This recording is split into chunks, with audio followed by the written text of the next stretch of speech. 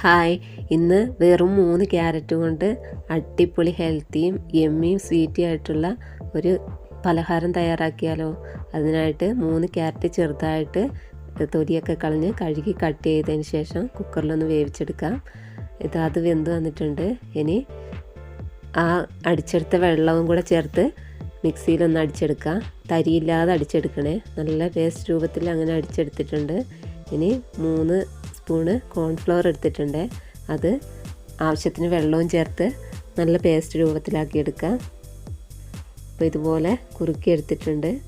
ഇനി ഇതുപോലൊരു തവ വെച്ചിട്ടുണ്ട്. അതിലേക്ക് 1 സ്പൂണ് നെയ്യ് ചേർത്ത് കൊടുക്കുക.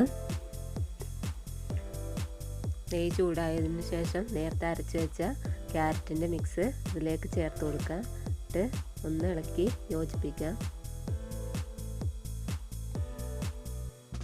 ഇനി അതൊന്ന് കുറുകി വരുമ്പോഴത്തേന് നേരത്തെ തയ്യാറാക്കി വെച്ച കോൺഫ്ലവറിൻ്റെ മിക്സ് അതിലേക്ക് ചേർത്ത് കൊടുക്കാം. നന്നായിട്ട് ഇളക്കി യോജിപ്പിച്ച് കൊടുക്കുക.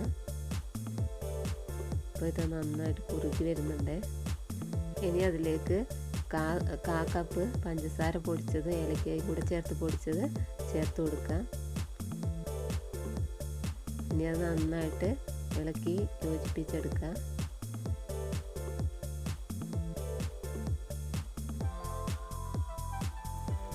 ഇനി കുറുകി വരുന്ന സമയമാകുമ്പോഴത്തേനും 1 സ്പൂണ് നെയ്യ് കൂടി ചേർത്ത് നന്നായിട്ട് ഇളക്കി കൊടുക്കാവേ.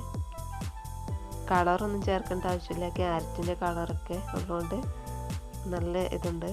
ഹെൽത്തി ആയിട്ടുള്ള ഒരു പലഹാരമാണ്. ഇനിയിപ്പോൾ ഇതാ ഒന്നുകൂടെ കുറുകി വന്നിട്ടുണ്ട്. ഇനി 1 സ്പൂണ് നെയ്യും കൂടെ ചേർത്ത് കൊടുക്കുക. ഇത് നന്നായിട്ട് കുറുക്കിയെടുക്കാം. പാനിൽ നിന്ന് വിട്ട് വരുന്ന ഈ ഒരു പരുവത്തിൽ വാങ്ങാവേ. ലോ ഫ്ലെയിമിലിട്ട് വേണം കുറുക്കിയെടുക്കാൻ. അല്ലേ മുകളിലോട്ട് ഇങ്ങനെ തെറിച്ച് വരുവേ.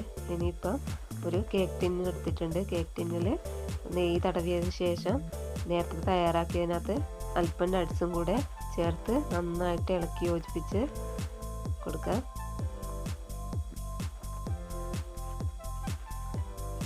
അങ്ങനെ ഇനി കേക്ക് ടിന്നിലേക്ക് അല്പം നട്ട്സും ഉണക്കമുന്തിരിയൊക്കെ ചേർത്ത് ഒന്ന് ഡെക്കറേറ്റ് ചെയ്യാൻ വേണ്ടിയാണ്.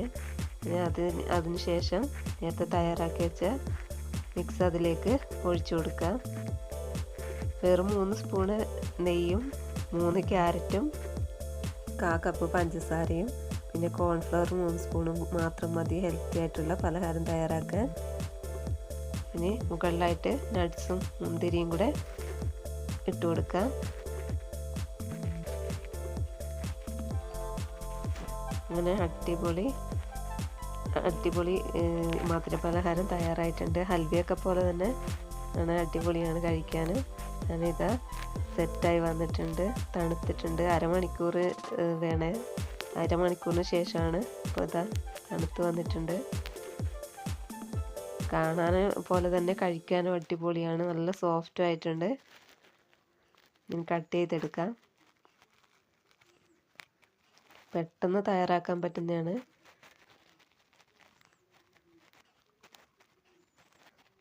ഇത് നല്ല സോഫ്റ്റായിട്ട് അടിപൊളിയായി വന്നിട്ടുണ്ട്. കഴിക്കാൻ നല്ല ടേസ്റ്റ് ഉണ്ട്. കണ്ടില്ലേ, നല്ല ജെല്ലി ആയിട്ടുണ്ട്. ഞാൻ ഇനി അതിൻ്റെ മുകളിലായിട്ട് അല്പം ഡെസിക്കനായിട്ട് കോക്കനട്ടും കൂടെ ഇട്ട് ഡെക്കറേറ്റ് ചെയ്തെടുത്തിട്ടുണ്ട്. അപ്പോൾ ഇന്നത്തെ വീഡിയോ ഇഷ്ടമായാൽ സപ്പോർട്ട് ചെയ്യാൻ മറക്കല്ലേ. Thanks for watching.